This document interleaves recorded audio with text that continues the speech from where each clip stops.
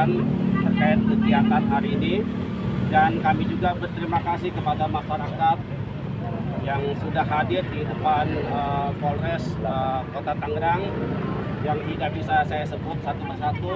Terima kasih atas dukungannya kepada klien kami, Bapak Haji Fuad Effendi Jarkasi. Saya ulangi bahwa klien kami Haji Fuad Effendi Jarkasi adalah korban kriminalisasi yang kesekian kali yang diduga dilakukan oleh pengembang Pantai Indah Kapuk II.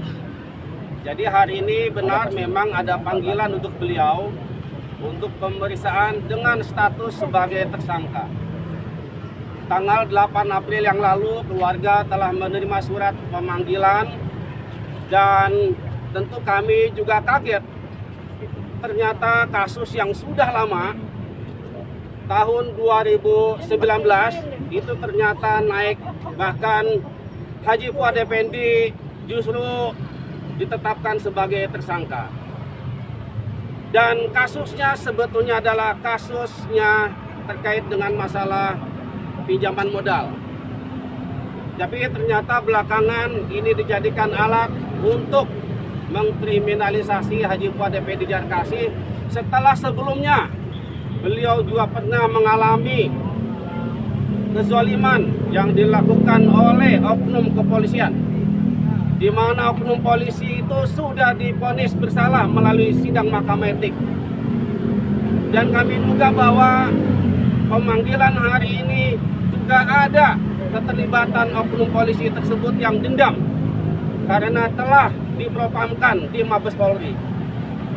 Jadi oleh karenanya kami menilai dan kami meyakini bahwa ini adalah bagian dari kelanjutan upaya kriminalisasi terhadap Haji Fuad Effendi Jarkasi yang sampai hari ini bertahan tanahnya untuk tidak dijual ke pengembang PIK 2. Dan oleh karenanya kami datang di sini bersama teman-teman lawyer.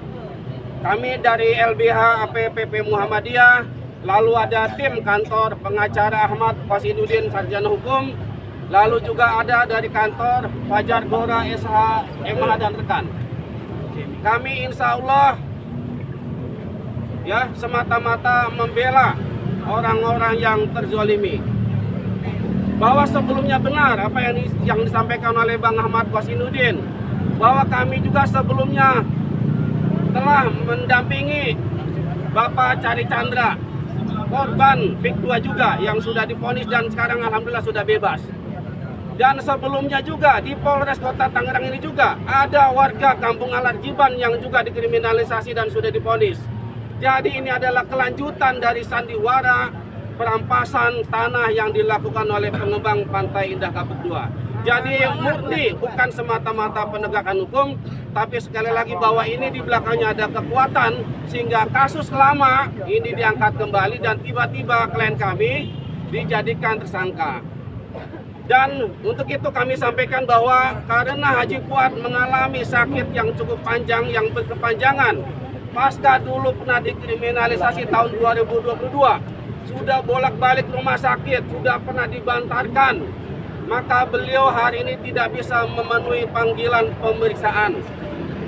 Dan kami sudah menyiapkan surat penundaan pemeriksaan dengan tentu kami lampirkan dari surat keterangan dari dokter. Dan itu yang pertama. Yang kedua adalah karena kami juga menilai bahwa penanganan kasus ini janggal, di mana SPDP itu tahun 2021, tapi surat perintah penyidikannya itu tahun 2026. Dan tentu kami menilai bahwa kasus ini sudah kadaluarsa.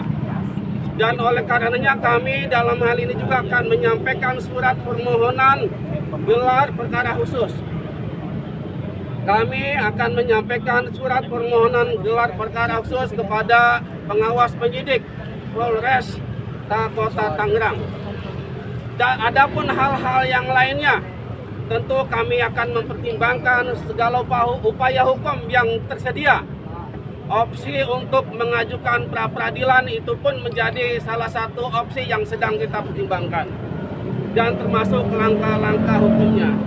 Jadi sementara itu dulu yang bisa kami sampaikan, nanti selebihnya kami akan ke dalam untuk menyerahkan surat permohonan penundaan pemeriksaan dan surat permohonan untuk diadakan gelar perkara khusus. Demikian dari saya, kurang lebihnya mohon maaf. Assalamualaikum warahmatullahi wabarakatuh. Waalaikumsalam warahmatullahi wabarakatuh. Di samping saya ada Bang Safir Jalil, advokat hak asasi manusia yang juga selalu mengadvokasi kasus di PIK 2, termasuk kasus ijazah palsu Joko Widodo. Kepada beliau dipersilakan.